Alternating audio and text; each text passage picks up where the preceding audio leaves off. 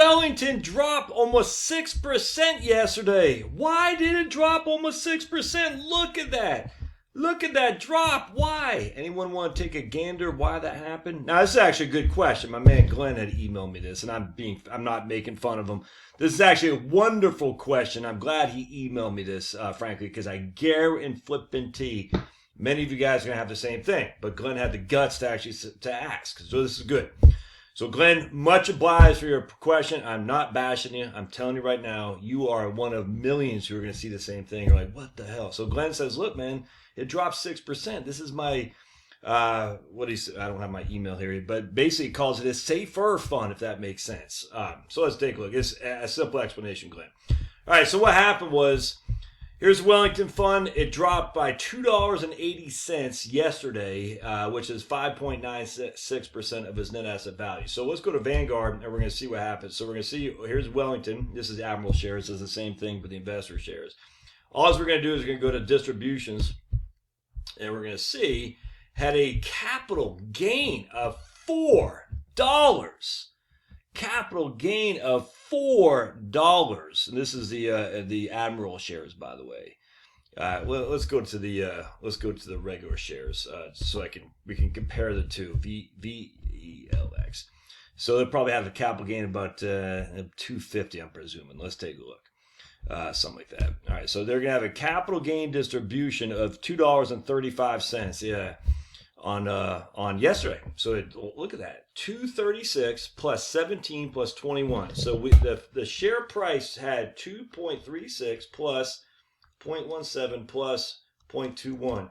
$2.74 was distributed to you, the shareholders, on a $44.18 reinvest price. So $2.74 divided by 44.18, that's 6.2%.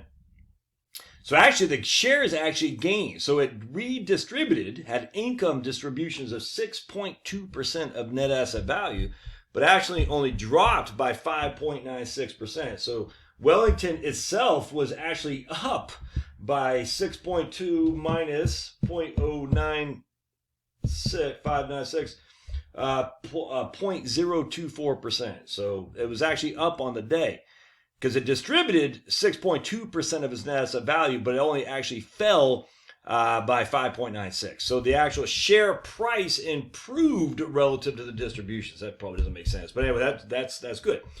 That's huge, though. So if you had this right here in a taxable account, woo, you're in the world of hurt, man.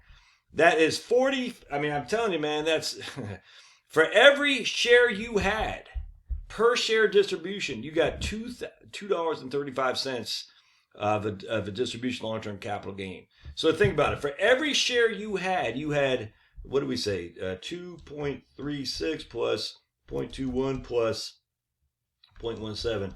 So that's $2.74. If you had 1,000 shares, you had 44,000 in there. So if you had 1,000, let's say 2,500 shares. So you had roughly $100,000 in Wellington. 2,500 shares, you got 2.74. You just had $6,850 of taxable income if this were not in an IRA. That's significant. Let's look at some other ones too, because that's big.